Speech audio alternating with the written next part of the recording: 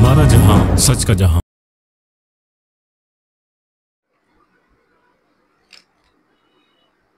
बिस्मिल्लाहिर्रहमानिर्रहीम, अस्सलाम वालेकुम। मैं हूं आपका होस्ट शाह रिजवान अहमद और आप देख रहे हैं हमारा जहां न्यूज़। नाज़रीन, एक तारीख साज दिन 19 जुलाई 2025 आज जो है कोरंगी डिस्ट्रिक्ट प्रेस क्लब का इलेक्शन का डे था। इलेक्शन हुए और बहुत ही ज़बरदस्त कॉम्पिटिशन्स के बाद यूनाइटेड वर्किंग जर्नलिस्ट पैनल ने इस इलेक्शन को विन किया, जिसकी सदारत कर रहे हैं सफदर अराई। सफदर अराई साहब, अगर मैं गलत नहीं हूँ तो मैं आपको ये बताता चलूँ कि एक इंतहाई काबिल और बहुत ही सोबर और डिसेंट इंसान है। ये मैं आपको बताता चलूँ नाज़रीन कि डिस्ट्रिक्ट कोरंगी प्रेस क्लब को ऐसे लोगों की बहुत ज़रूरत थी, क्योंकि ऐसे लोग जो हैं वो आज की जनरेशन को बहुत अच्छी तरह जानते हैं। और मैं आपको ये बताता चलूँ साथ साथ कि सफदर अराई जो है एक बहुत ही काबिल इंसान, जो कि बहुत अच्छे तरीके से आज की जनरेशन को चलाना जानता है। नाज़रीन, ये मैं आपको बताता चलूँ कि लांडी कोरंगी के आवाम के लिए बहुत ही ज़्यादा तारीख साज दिन रहा है, क्योंकि आज 19 जुलाई 2025 सैटरडे, हफ्ते का दिन, ये तारीख साज दिन, क्योंकि आज के दिन यूनाइटेड वर्किंग जर्नलिस्ट की फतह का दिन। ढोल की थाप पर रक्स हुए यहाँ पर नाज़रीन, आतिशबाजी का बेहतरीन मुजाहरा किया गया, जो हम आपसे ज़रूर शेयर करेंगे। और हम कोशिश करेंगे कि हमारी जनरेशन जो नए सदर आए हैं Korangi district Korangi press club के जो सदर आए हैं सफदर अराई साहब, हम कोशिश करते हैं कि एटलीस्ट उनसे 2 व्यूज़ लें, क्योंकि इस वक्त हमें पता है कि सफदर अराई साहब जो हैं वो इंतहाई मसरूफ़, क्योंकि लोगों का तांता बंधा हुआ है। उनको मुबारकबाद देने के लिए बहुत मुख्तलिफ डिपार्टमेंट से अब तक लोग मौसूल हो रहे हैं, अब तक आ रहे हैं, और इस वक्त काफ़ी लेट नाइट हो चुका है। हम कोशिश करते हैं, और अगर हमारी 1 मिनट की भी उनसे बात हो सकी तो हम आपसे ज़रूर शेयर करेंगे। जी।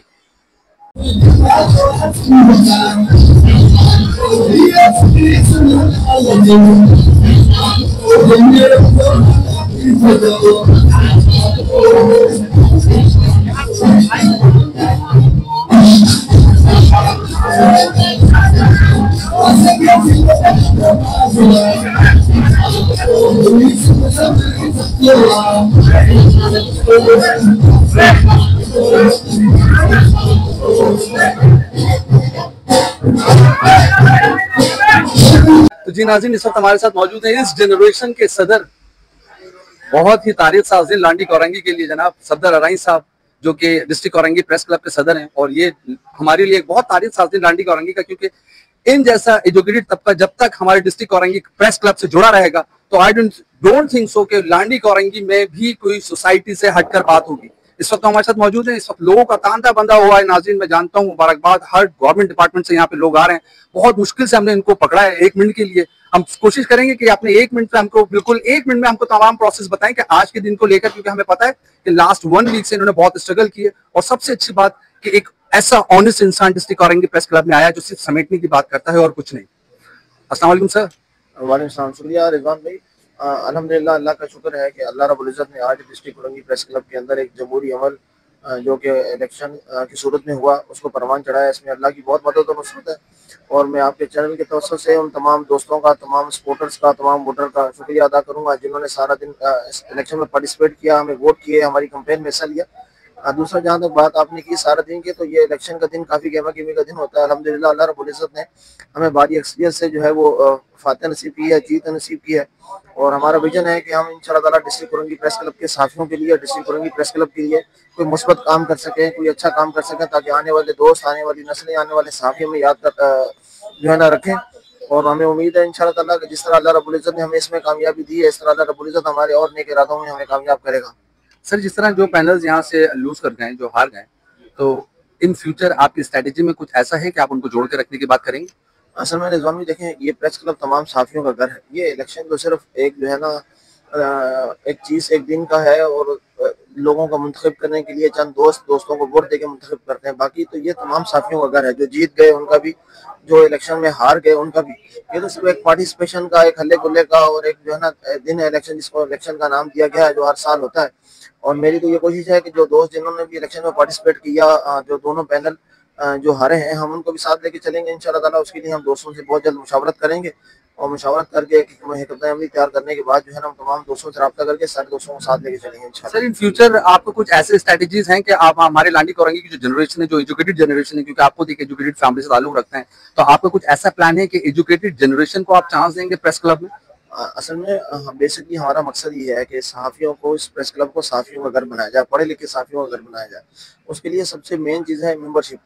تو ہمارا جو پہلا سٹیپ ہے وہ یہی ہے کہ انشاءاللہ تعالیٰ بہت جلد جو ہے وہاں ہم ایک اسکروٹائز کر کے اور سلیکٹڈ لوگوں کو، جو پڑھے لکھے لوگ ہیں جو کورنگی کے اندر صحافت سے وابستہ ہیں اور کراچی میں صحافت سے وابستہ ہیں، یہاں رہتے ہیں، اگر وہ آئیں گے ہم ممبرشپ دیں گے ان کو. اس کا مقصد یہی ہے کہ جو ایک پڑھا لکھا طبقہ ہے صحافیوں کا، جو اس کام کو جانتا ہے، جو اسٹرگل کر رہا ہے فیلڈ کے اندر، ان کو آگے لایا جائے. سر یہ جس طرح آپ نے بھی کہا کہ ہم ایک سب سے پہلے وہ پینل بنائیں گے کہ جو ایجوکیشن جنریشن کو آگے لے کر آئے، تو اس کے لیے آپ کی کوئی آسان اسٹریٹجیز ہوں گی کہ جو یہاں کے ممبرشپ لے سکے، یا اس کو آپ تک کی اپروچ بہت مشکل ہو جائے گی آپ کی صدارت کے بعد؟ نہیں، بہت آسان ہوگی. ڈسٹرکٹ کورنگی پریس کلب کے دروازے ہر صحافی کے لیے کھلے ہیں جس کا تعلق شعبہ صحافت سے ہو، خواہ وہ سینئر ہو یا جونیئر ہو. صحافی ہمیشہ پڑھا لکھا ہوتا ہے. صحافت کے اندر سیکھنے کا مرحلہ کبھی ختم ہو نہیں سکتا. الحمدللہ میں بھی آج سیکھنے کے مراحل سے گزر رہا ہوں. صحافت ایک سیکھنے کا ہی نام ہے، ادب کا نام ہے.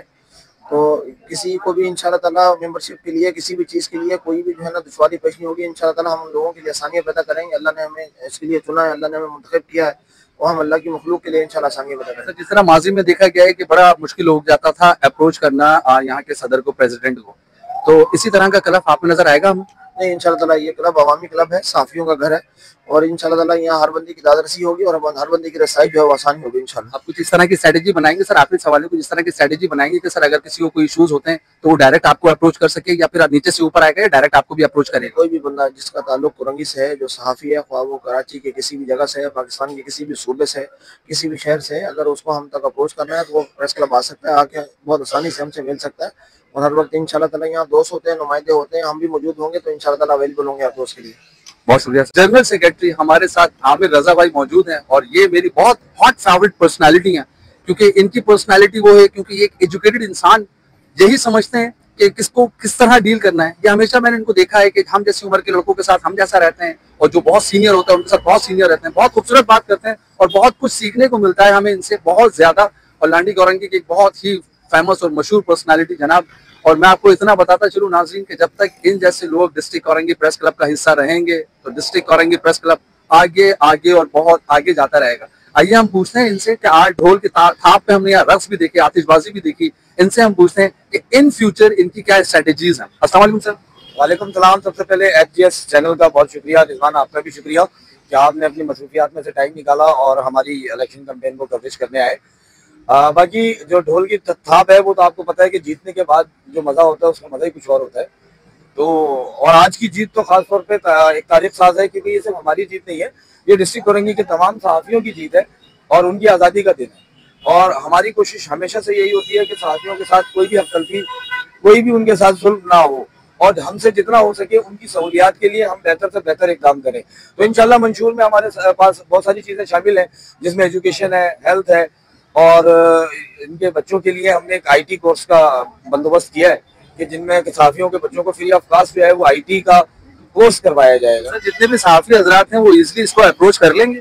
بالکل فری آف کاسٹ ہے نا میرے بھائی، کیوں نہیں کریں گے؟ نہیں سر، مطلب میرا یہ ہے کہ ہوتا یہ ہے کہ مصروفیات کی بنا پر وہ اندر تک آپ لوگوں تک اپروچ کر نہیں سکتا، تو آپ لوگوں نے ایسی اسٹریٹجیز رکھی ہے کہ آپ عوام کے سامنے بیٹھ کر ان کی داد رسی کریں گے؟ اس کے لیے بالکل ہمیں کمیٹیاں بھی ہمارے بنانے کا ایک منصوبہ زیر غور ہے کہ ظاہر سی بات ہے واقعی مصروفیات کچھ ایسی ہوں گی کہ جو ہم بہت سارے لوگوں کو ٹائم نہیں دے پائیں گے.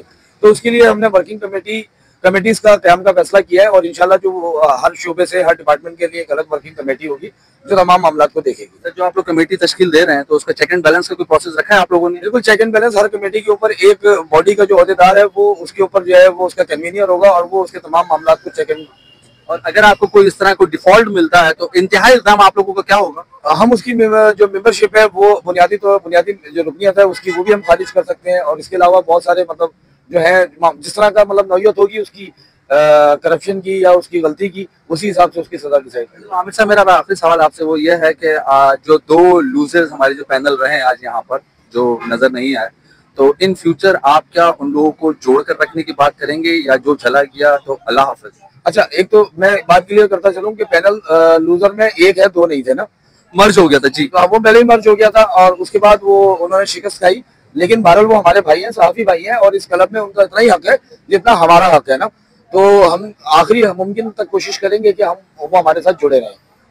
बहुत शुक्रिया, थैंक यू। इस वक्त हमारे साथ जो है सीनियर नायब सदर अयूब साहब भी हमारे साथ मौजूद हैं। आइए हम इनसे पूछते हैं कि आज हमें सारा दिन नजर नहीं आया, यहाँ पे ढोल के थाप पे रक्स हुए, यहाँ पे आतिशबाजी का बेहतरीन मुजाहरा हुआ, ये कहाँ गायब रहा हमें पता नहीं था। अस्सलाम वालेकुम सर। वालेकुम अस्सलाम रिजवान भाई, सबसे पहले तो मुबारकबाद आपकी है। ये आज की जीत जो है ये प्रेस क्लब की जीत है और प्रेस क्लब से मुंसलिक तमाम सहाफियों की ये जीत है कि हमारे सूबा सिंध में वाहिद प्रेस क्लब है कराची प्रेस क्लब के अलावा जिसमें बाकायदा ये इलेक्शन का प्रोसेस हुआ है। तो सबसे पहले तो मेरे कोरंगी के और कराची के तमाम सहाफी दोस्तों को इस बात की मुबारकबाद हो कि जीते या कोई हारे, एक प्रोसेस हुआ है, इलेक्शन का प्रोसेस हुआ है, तो ये हमारे लिए और फेयर हुआ। बिल्कुल। इसमें जो एडहॉक कमेटी है वो सबकी अपोजिशन और सबकी मुत्तफिका राय से एडहॉक कमेटी बनी। दूसरा जो ये बने election commission, Sindh election commission के नुमाइंदे यहाँ थे, इंतजामिया के नुमाइंदे थे, आरओ और ये तमाम लोग इंतजामिया ने भेजे थे। हमारा इसमें कोई अमल दखल नहीं था, हमारे सिर्फ वो पोलिंग एजेंट एक हमारा एक वर्किंग जर्नलिस्ट का था। इन्होंने जोड़ने की बात की और बहुत खूबसूरत बात की है। इंशाल्लाह बहुत जल्द मैं आपको बताऊं यहाँ पर इस तरह के मजीद प्रोग्राम, हल्फ लेने के जब प्रोग्राम यहाँ पर होगा तो हम हर तरह के programme district Orangi press club से आपको दिखाते रहेंगे और पूरी कोशिश करेंगे कि डिस्ट्रिक्ट औरंगी प्रेस क्लब का बिल्कुल नीट एंड क्लीन पिक्चर आपके सामने रखते रहें। जिंदगी ने वफा की तो नाज़रीन फिर होगी आपसे मुलाकात। अपने होस्ट को दीजिए इजाजत। कैमरामैन आरिफ के साथ हमारा जहां न्यूज कराची।